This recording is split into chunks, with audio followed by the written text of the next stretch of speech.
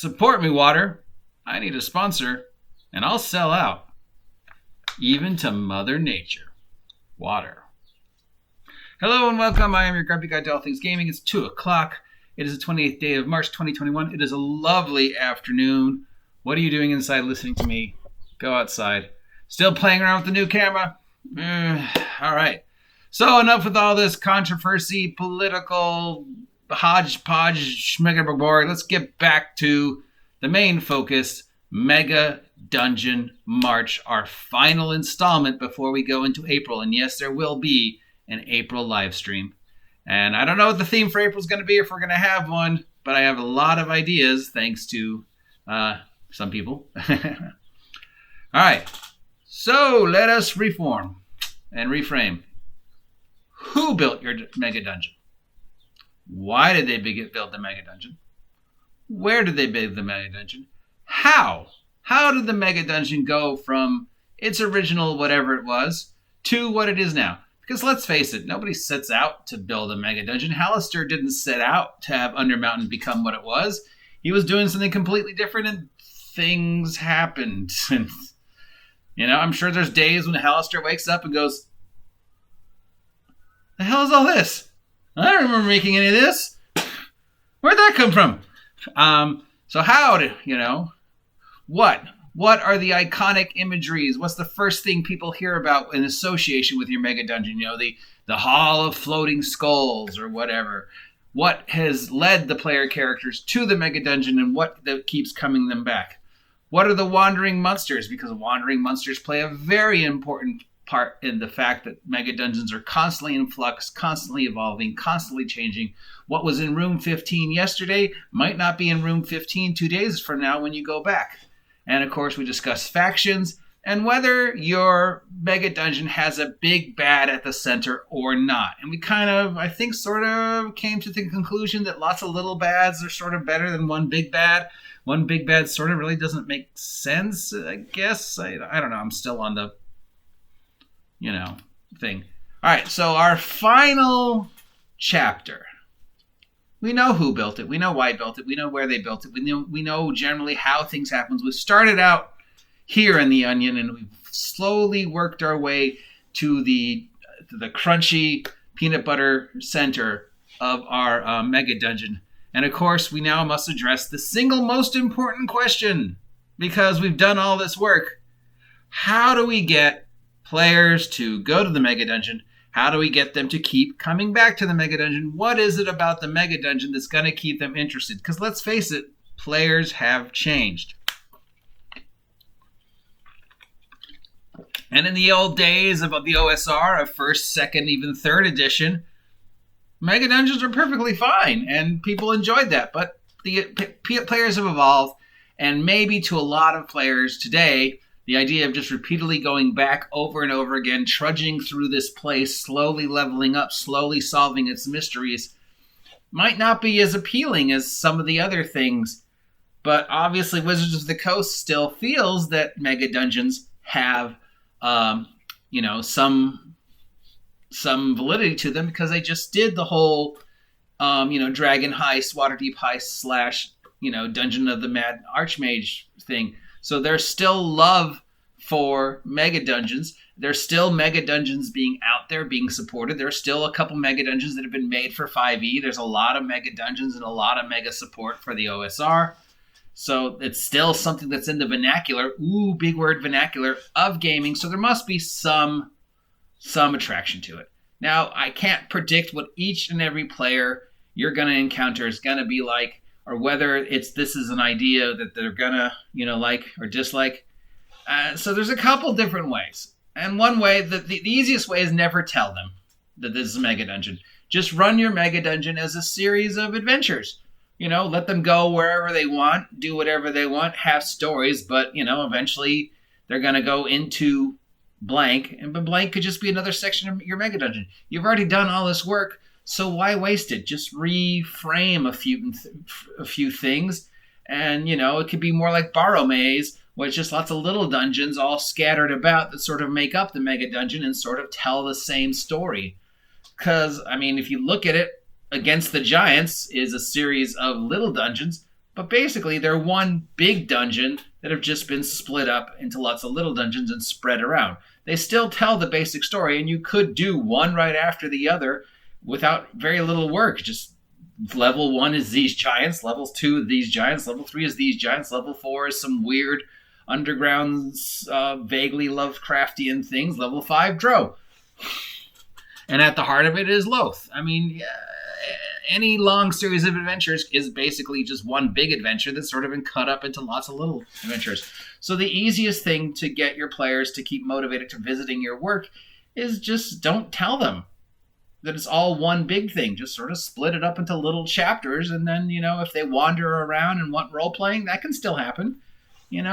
Whatever. Now, if you want to go a little bit more depth, then you look at each character's motivation, class, ancestry, because we can't say race anymore. Maybe things in their background. And I'm not talking about like the 32 pages of backstory that they've given you detailing every aspect of the character's life up until the day they started adventuring, but the actual background, are they an acolyte? Are they a criminal? Are they entertainer? Let's say, here's a perfect example. One of the player characters is a priest. And then you can just start them by saying that they have heard a famous artifact of their religion is located somewhere in the starting area, the low-level area of the Megadungeon. And they have been sent to reacquire that piece for the church. Okay, so there's incentive for first player. So the second player is a fighter. There's a lot of things you could do to motivate a warrior type to go into the Mega Dungeon, from just EP and stuff and you get to kill things to what is their background? Why did they become a warrior? What is that motivation? Somewhere in there might be a hook. Like you heard that the chief of the ogres that raided your vision, let's say they took the folk hero background, okay? So that guy has heard that, he got his folk hero because he defended the village from something, and now everybody in the village is like, oh, we love you, Garçon.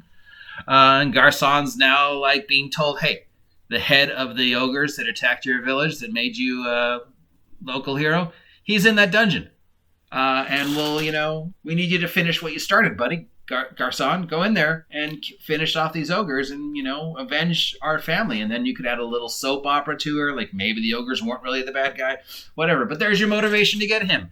Wizards, same thing. Hey, there's a rare component, a rare book, a rare spell, a rare wizardry MacGuffin somewhere in the first section of the Mega Dungeon we need you to go get. And rogues, hey, money. You need to avenge somebody. What's a good motivation for a roguey type other than just EP and stuff and money? Maybe there's plans for a very rare form of trap or lock, legendary lock that just the fact that, hey, we want you to go bring back the schematics for all the weird traps that are in this dungeon so we can start making a profit of them because this Mega Dungeon guy, he created a whole bunch of really wacky state-of-the-art traps. I mean, you just gotta get them hooked, and then once they go in, there's a second hook, and then they come back and they, reassess, re-equip, level up, and then you get some NPC going, I am Randark the Mighty, and I need you to collect these 4 things for this ritual I'm gonna cast, and I'll reward you greatly as I begin my transcendence into Planewalker / Lichdom / whatever. Is there a good version? I think there's a good version of a Lich, right? I mean, there's got to be some end goal for good wizards. We know the end goal for evil wizards is Lichdom, but I mean, there's whatever.